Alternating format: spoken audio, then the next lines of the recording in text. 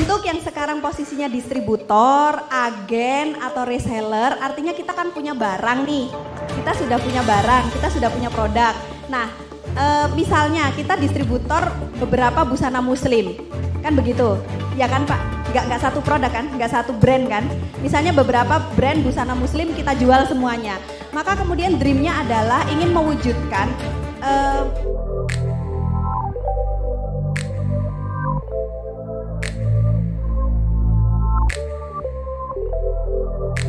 Oke, sekarang kita lanjut.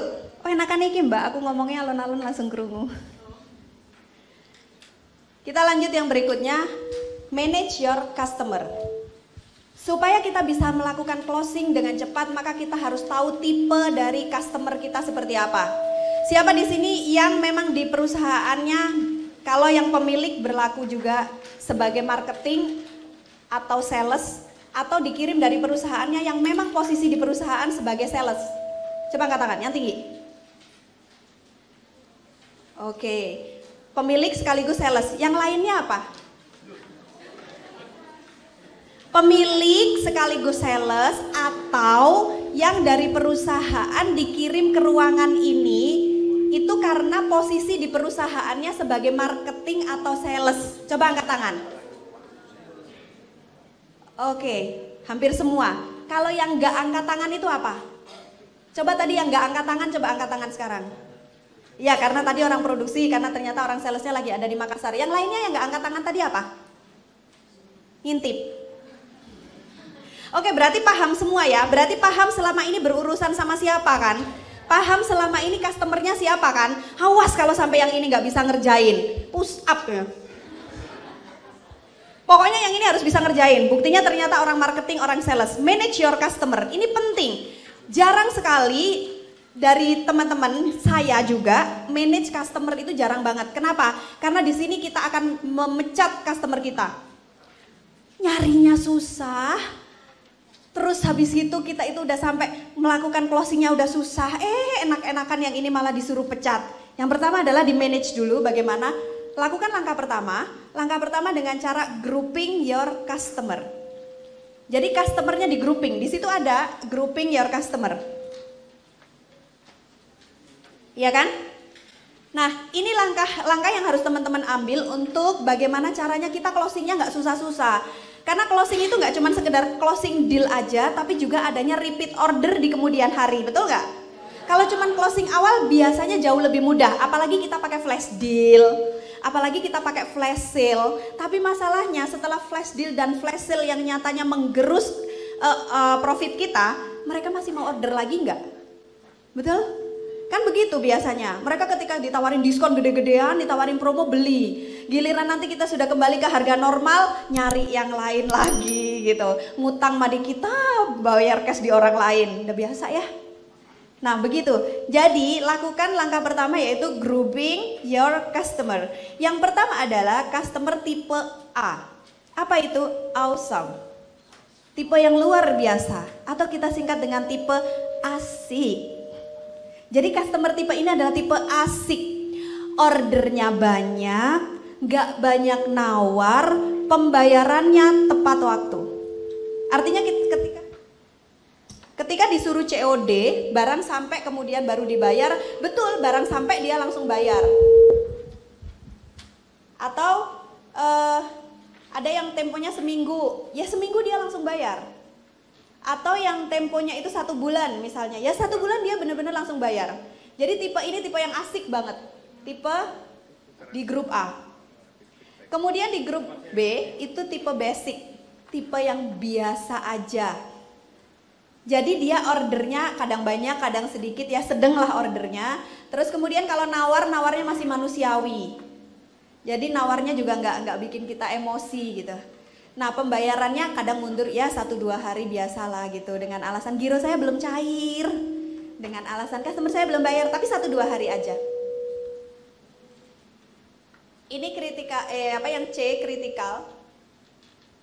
Atau capek deh. Jadi kalau yang tipe C ini biasanya dia ordernya kadang banyak kadang sedikit sama kayak B. Tapi dia ininya apa namanya nawarnya lumayan kenceng. Lumayan sadis gitu ya, nawar. Terus pembayarannya juga mundur. Kadang mundurnya sebulan, kadang kalau yang temponya 1-2 hari mundurnya bisa seminggu gitu. Tarsok gitu. Itu yang C, tipe capek deh gitu. Nah, ini ada di tipe C. Kemudian yang D, dead atau dah gitu. Udah belinya sedikit, nawarnya tidak manusiawi, ampun-ampunan, kalau bayar susah, kalau ditagih marah-marah. Gitu. Ini kalau untuk yang belinya secara tempo. Nah, inilah tipe-tipe customer yang harus kita grouping. Jadi kita harus tahu sebenarnya customer kita ini ada di mana posisinya. Terus bagaimana kalau ternyata tidak ada di keempatnya? Saya punya customer begitu, tidak ada di keempat-empatnya. Kalau tadi yang A itu belinya banyak, nawarnya bahkan nggak nawar, atau nawarnya itu benar-benar nggak, cuman sekedar bisa kurang nggak? Gitu. Maaf bunda udah nggak bisa, oh ya udah nggak apa-apa. Tapi belinya 1 kontainer. Saya ada customer saya yang pembelian per bulan bisa sampai 5 kontainer. Itu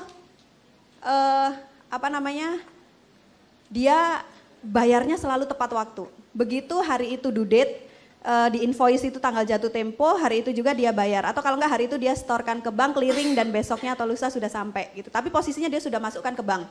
Itu ada yang seperti itu. Pembeliannya banyak banget, terus kemudian bayarnya selalu tepat waktu, tapi nawarnya gusti, ampun. Pokoknya kalau nggak sampai kita teler dia nggak berhenti nawar.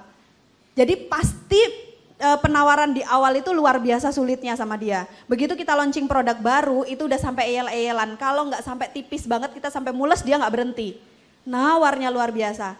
Nggak ada kan di sini? Nggak ada ya? Nah maka disinilah keputusan kita untuk membuat grouping A, B, C, D terletak pada Anda. Bukan pada ini. Kalau saya customer yang kayak tadi saya golongkan ke A. Karena bagi saya order banyak, pembayaran tepat waktu itu jauh lebih penting daripada harga. Karena di saya custom. Maka teman-teman harus bisa menggrupkan kondisi dari customernya teman-teman semua dalam bentuk seperti ini. Tapi definisinya terserah teman-teman. Ada waktu 5 menit untuk teman-teman bisa mengerjakan itu.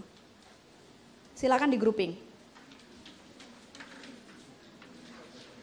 Jadi tulis dulu paling atas itu tipe A itu yang bagaimana, tipe B yang bagaimana, tipe C bagaimana, tipe D bagaimana. Yang jelas A, B, C, D makin ke bawah makin jelek. Oke, jadi kalau tadi gambarannya yang A itu ordernya banyak, pembayarannya mudah, nggak nawar, itu tipe A. Tipe B ordernya nggak terlalu banyak, nawarnya tapi masih manusiawi, jadi nawarnya juga nggak terlalu kenceng banget. Pembayarannya mundur katakan 1-2 hari, atau yang kalau misalnya due date-nya itu 1 bulan itu ya ininya mundurnya seminggu misalnya. Nah kalau yang critical ini adalah tipe yang ordernya sudah nggak banyak, nawarnya juga luar biasa, mundurnya lama pembayarannya tapi bayar gitu. Kalau yang D ini nawarnya luar biasa parah gitu, ordernya sedikit dan kalau ditagih marah-marah. Atau bahkan ordernya jarang misalnya kayak gitu. Nah untuk masalah pembayaran teman-teman kan tentunya ada yang cash ya. Kalau yang penjualannya online kan cash. Jadi pembeliannya itu uang dulu masuk gitu. Nah tipe yang D itu misalnya dia janji-janji transfer nggak transfer padahal barang udah kita keep misalnya. Kan ada tipe yang kayak gitu. Makanya setiap tipe di situ kan ada kertasnya di paling atas itu ditentukan dulu sama kita. Tipe A seperti apa, tipe B seperti apa, C seperti apa, D seperti apa, terus tuliskan customer kita di situ. Kalau yang customernya banyak banget, at least mewakili. Misalnya kayak saya, customer Makassar, itu mewakili. Karena di Makassar di situ ada beberapa tempat, tapi rata-rata tipe Makassar begitulah gitu. Terus nanti saya tulis tipe Riau, bayarnya susah gitu. Nah itu di grouping. Oke, bisa ya, 5 menit? Ya, grup jasanya apa dulu Pak? Oh workshop. Jadi kalau yang posisi yang workshop one on one atau ini apa tuh namanya sebenarnya sama aja sih one on one atau workshop kayak gini. Bikin kelas. Nah ini kalau yang tipe yang ini berarti kita harus tahu target marketnya dulu. target marketnya seperti apa. Setelah kita tahu target marketnya, baru kita ketahui ada nggak orang itu yang ketika dikasih penawaran sama kita itu nggak pernah nolak. Disuruh transfer udah langsung transfer. Saya dengar kelas aja, saya nggak tahu kelas yang mana, kelas workshop di PW ini itu ada loh yang janji transfer, tapi ternyata transfernya baru kemarin. Itu kan membingungkan kita selaku panitia misalkan ya. Dia nulis list nih, listnya banyak nih loh calon pesertanya. Nyatanya nggak transfer sampai mendekati hari H, bikin deg-degan nggak? Nah itu, sebenarnya sama aja. Gitu. Ya, sebentar nanti yang ini dulu tadi, gimana Mas? Itu fenomena yang memang ada. Saya customer ada kayak gitu, kalau ada customer saya walaupun pembayarannya gampang, ordernya banyak, ini segala macam, begitu minta nota kosong, saya bilang kayaknya selesai sama